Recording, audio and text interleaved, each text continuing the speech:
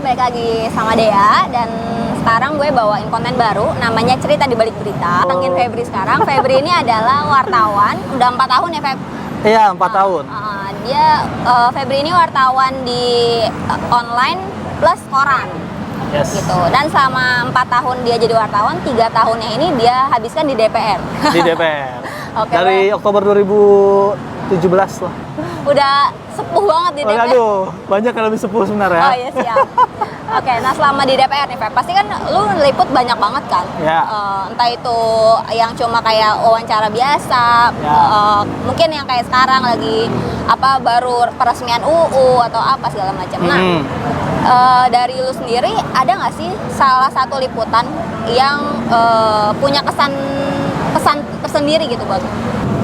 Sebenarnya ya banyak sih, hampir semuanya berkesan, tapi yang paling berkesan itu sebenarnya yang rusuh-rusuh sih. Oh, yang rusuh-rusuh. Pas banget kemarin ya, tapi kemarin emang nggak ngalamin tuh yang pas RUU Omnibus Law tuh nggak ngalamin. Nah yang ngalamin ini yang pas undang-undang KPK. Itu tuh sampai 3 hari kan rusuh di DPR. Oh. Dan itu posisinya emang ya chaos banget lah karena mahasiswa di depan penuh gitu kan. Dan itu kejadian tahun berapa tuh? Kapan? 2019.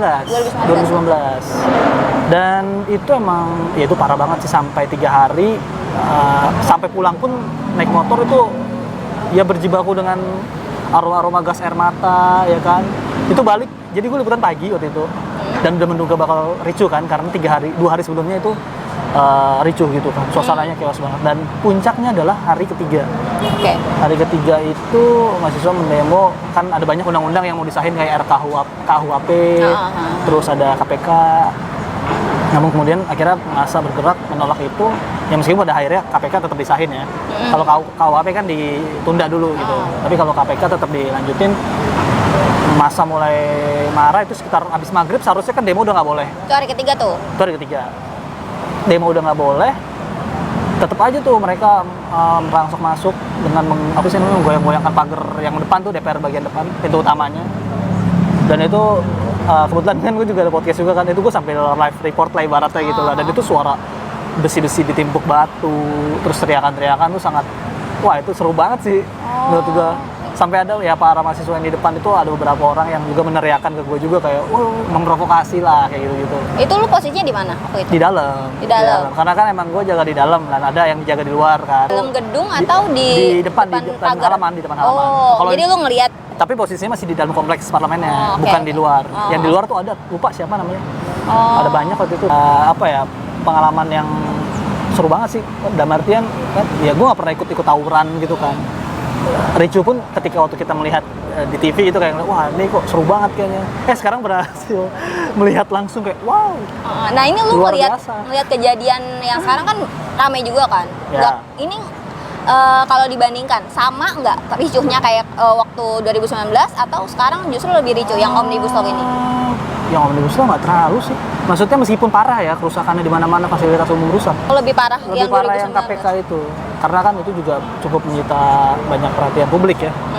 Secara KPK katanya mau dikerdilkan lah segala macam. Tapi ya akhirnya tetap disahkan dan sekarang lagi Omnibus Law kan lagi bergulir nih, nggak tahu nih apakah akan ada aksi-aksi lagi gitu. Nggak tahu juga, makanya kalau selama ini sejauh ini ya gue melihat undang-undang KPK yang pas demo itu yang paling parah sih. Karena gue ngalamin langsung. Kalau kemarin kan kita ngeliat emang banyak kan kerusakan segala macam, ya itu parah juga. Tapi yang pas gue alamin karena kemarin gue di DPR jadi kayak ya sepi-sepi aja nih. Karena masa udah dihadang dulu, dihadang di sekitaran jalan Gatot Subroto tuh udah nggak bisa masuk lah. Oh jadi lu nggak ngelihat masa datang ke DPR karena udah dijegat dulu? Iya, sekarang kan udah lebih sepi lah dibanding tahun lalu yang nyerangnya DPR gitu. Sekarang kan di mana-mana kan, ada yang di HI, ada yang di Harmoni gitu kan. Sampai menyebar kemana ke Gambir segala macam. Kalau jadi waktu itu lebih terpusat ya, lebih ke DPR, tapi kalau ini lebih menyebar, jadi justru kisruhnya di DPR nggak kelihatan. Oke. Nah kalau dulu ini nyambung kayak tadi ya. Kalau dulu kan sempat ricuh, bahkan lebih ricuh dari sekarang. Ya. Berarti waktu itu cara DPR untuk ngeredamnya itu gimana? Tunggu masyarakat redam sendiri atau dia ada tindakan waktu itu? Apa ya? sebenarnya waktu itu ya karena meredamnya itu karena apa namanya presiden menunda ya ibaratnya, menunda beberapa undang-undang yang mau disahkan. Ya salah satunya KUHP itu. Oh, KUHP. Tapi kan KPK tetap disahkan. Artinya ada sebagian tuntutan yang dituruti lah gitu. Oke. Gitu. Ini sekarang berarti DPR lagi reses ya? Lagi reses sampai 8 November. 8 November. Lumayan Lama juga, banget lama ya. Bisa aja ya. Bisa aja. Selain kerusuhan waktu 2019 ada lagi nggak? Ada sih tahun 2017 nih, baru-baru nih jadi wartawan nih justru. Ini mundur jauh ya, mundur jauh. Oh, berarti awal tahun pertama jadi wartawan ya? Jadi waktu itu gue di mana? Posisinya tuh gue ngepost di Tangerang. Gue ngepost di Tangerang, tiba-tiba gue dapet Labga. Itu ada Labga tuh apa tuh? Kan nggak ada tahu nih. Labga tuh semacam kayak laporan kepolisian itulah, kalau misalnya melaporkan ada kejadian ini, korban sekian gitulah. Laporan singkat lah. Nah, terus tiba-tiba orang dari kantor ngirimin juga dengan mirip-mirip, tapi nggak persis, nggak sama, mirip-mirip. Oh, yang penting intinya sama lah gitu ya. Jumlahnya sama, terus intinya sama. Jadi intinya tuh ada perdagangan senjata yang datang ke Indonesia, ke Bandara Soekarno-Hatta dari Rusia. Oke. Gue mencoba disuruh cari tahu. Gue buat lah tuh berita itu dari Labga itu tanpa konfirmasi. Oh, jadi langsung buat aja lah gitu. Langsung buat. Dan akhirnya gue buat, ternyata itu gue ditelepon gak lama. Sama orang kantor. Oh gitu. Iya, kan dari kantor juga kirim Labga. Iya, bukan. Ya makanya itu gue harusnya konfirmasi kan. Harus cara apa namanya, jurnalis untuk bekerja gitu, kayak dapat informasi bener nggak nih kita konfirmasi. Nggak asal buat lah gitu, meskipun itu rilis sekalipun ya gitu. Kecuali itu dapat dari resmi. Ditelepon sama orang kantor, Rep, ini jumlahnya dapat dari mana gitu. Udah dipastikan belum?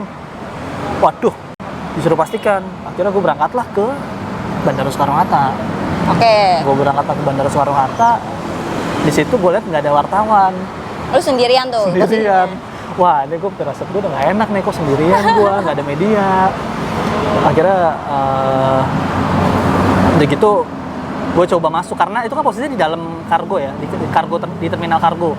Posisi gue tuh di luar, jadi gue mesti kalau masuk gue mesti beli akses kayak kartu gitu, bayar 75.000. Gue udah bayar, udah dapet. Gue masuk, teman gue masih belum berani mendekat.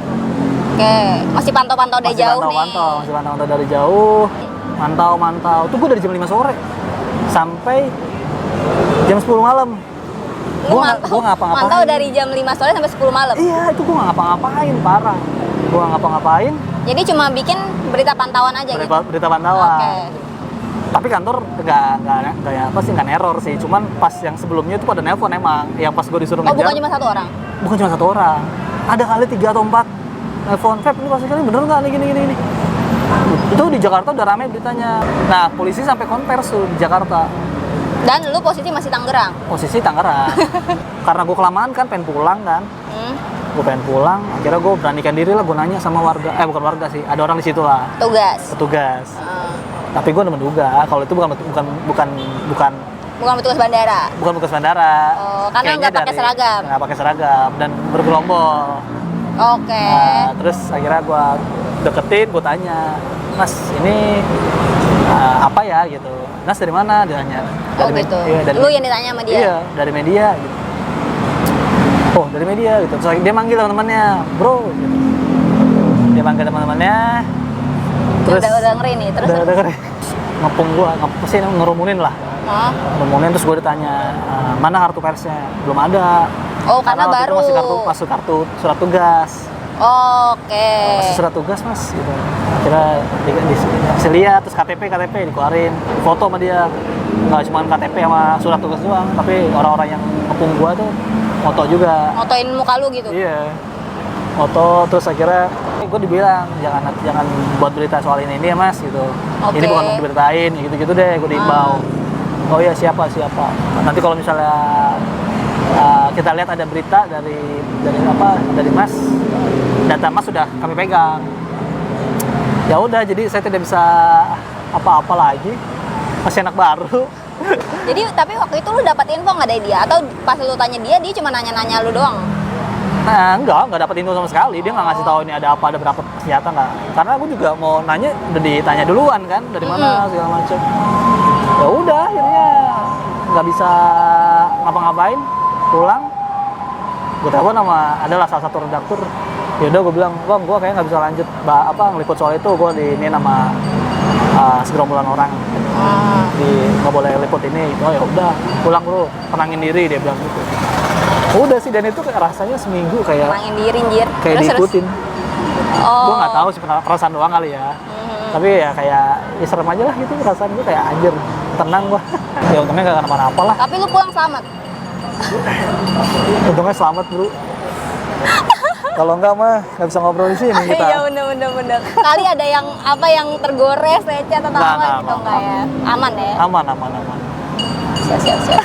Kalau lu kan sempat singgungan sama hal kayak gitu. Sebenarnya ada nggak sih kalau menurut lo ya, di rekan-rekan kerja lu mungkin mungkin dari beda tempat, lu kan sekarang DPR, mungkin ada yang jaga di tempat lain. Sebenarnya resiko paling gede jadi wartawan tuh apa sih menurut lu? Resiko apa ya? Selain yang tadi ya? Iya. Ya contohnya kita ambil beberapa kasus yang terjadi beberapa hari ini deh. Enggak beberapa kasus sih, kasus kemarin deh, yang kerusuhan kemarin.